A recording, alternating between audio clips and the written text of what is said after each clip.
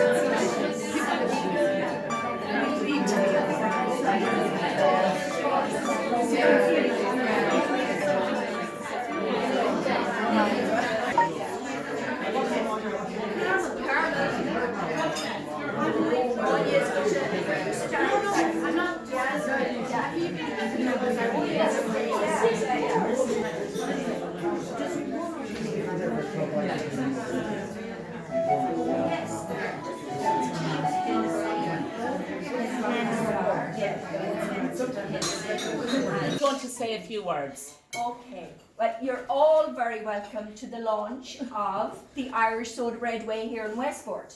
I'm Mary Kelly and this is Carmel Healy. We're Mananchi and this is our little venture into the tourist experience in Westport. So we're hoping to give visitors to Westport a very authentic and a memorable experience of them baking bread themselves here in Westport and bringing it home. So Carmel has all the expertise and all that, and hopefully I will give you a little insight into our food heritage and culture here in Ireland. Now you're probably thinking, what food culture in Ireland?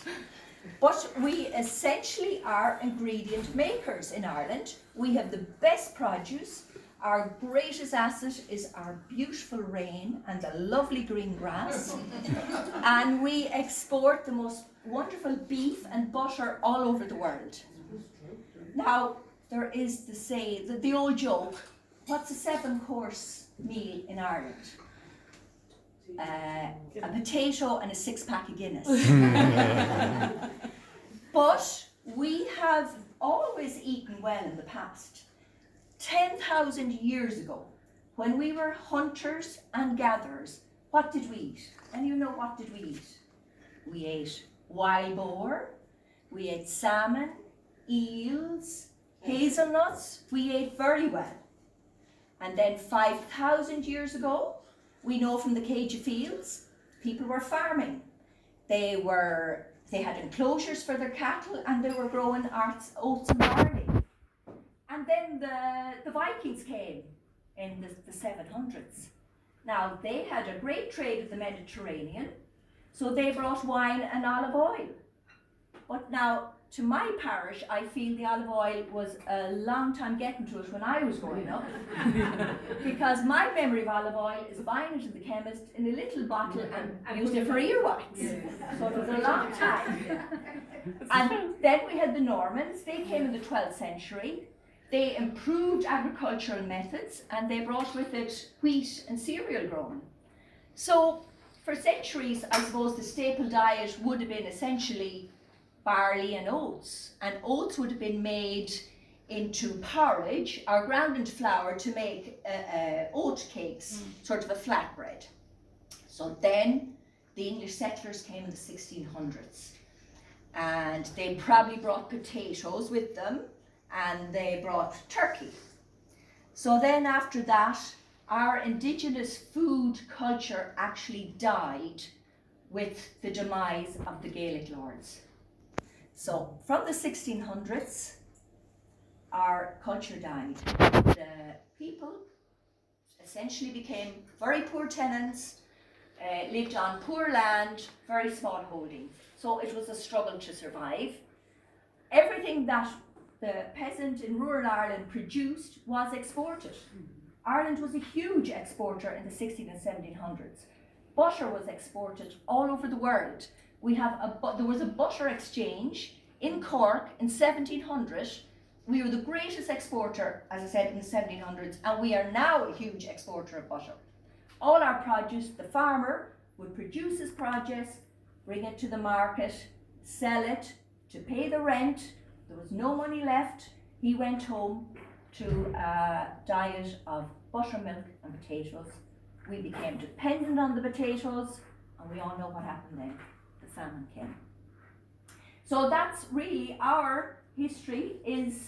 Our food culture is shaped by social history and essentially poverty. Now, they say the famine has had a huge impact on our whole psyche around food. They say survivor's guilt. We don't sit around a table like many of the Europeans and celebrate food. No, we survived it. We are an island culture. Why don't we love shellfish? Why do we export it around the world? Because during the famine, shellfish, cockles, periwinkles is what people survived on. It could be picked at low tide. You didn't need a net, you didn't need a boat. And it was known as the bia buck, the poor food. All our oysters in the 1800s, there were beautiful oyster beds, native oysters, all exported to the UK. Oysters in the 1800s were like hamburger and chips now that you would buy in a pub. There were oyster town and city in industrial England in the 1800s, and people bought them. They were cheap, they were plentiful, but at the expense of our native oyster beds. So that's kind of where our whole attitude to food comes. When you think about it, it is so understandable. But now we've come full circle. We are back to celebrating our local produce, our local traditions. The soda bread that we are going to cook today, that Carla's going to show you, that came around in the 1840s. We didn't invent it though. So the concept of mixing acid and alkali was discovered by the Native American Indians. They mixed a sort of a potash that was made from grounding the burnt ashes from trees with water, and they dried it into a salt. And they discovered when you mix that with sour milk, the bread would rise, but it had a soapy taste. And then in the 1840s, an American company, Arm & Hammer, commercialized the whole concept of bread soda. And it came to Ireland and popularized Irish soda bread in the 1840s. And thankfully, because we had no potatoes, so soda bread became the cornerstone of Irish cooking. It was baked every day in every house. So the brown soda bread, which is made from the whole grain of wheat, was the staple because white bread was a bit more expensive. And you may ask, why didn't we use yeast like other civilizations? We say the Egyptians had used yeast for 5,000 years. Yeast does not work with Irish wheat. Irish wheat is soft. There's only 40% protein. It will not rise with yeast. But Irish wheat, it is so low in protein because of our lack of sunshine. So Irish wheat works really well with bread soda. So it was a godsend in the 1800s. So the bread soda, we had the brown bread, we had the soda scones, and then in the turn of the 20th century, bakeries became popular, and what women baked at home was looked down upon. What you bought in a baker's was far superior, allegedly. And then after World War II, there was the commercialization of bread on a massive scale, and bread was produced cheaply and quickly, and it's what we know of the sliced pan.